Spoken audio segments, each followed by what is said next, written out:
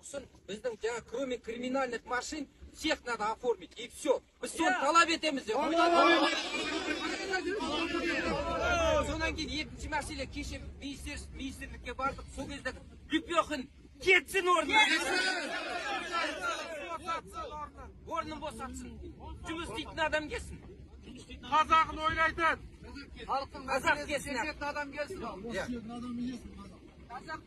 Сонан кейін, мына оңды солды демей, Қасым-Жомарт Тоқаев президентіміз айтты ғой, оңды солды демей. Сонан кейін, кроме криминальных машин, воздух, жаңа конструктор кешегі ана Лепехиннің айтқанын бойынша бөлік емес біздің машинамыз. Бәрі заводской шубымен тұр әлі. Қазіргі новый машинадан 100 есе артық мына машиналар. Соны бізге заңдастырып берсін, соны талап етеміз.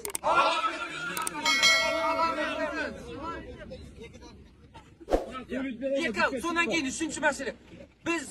Бізді санды алпай, сонан кейін екі ақ нәрсемен, біздің жаңағы өтірік техпаспортпен, шын техпаспортпен, біздің удостоверениемен, біздің жеке куәлігімізбен заңдастырып берсін. Қазақ номерін берсін. Қазақ номерін берсін бізге. Сонан кейін, сендер талапты орындамайсыңдар ма, өкімет өкілдері?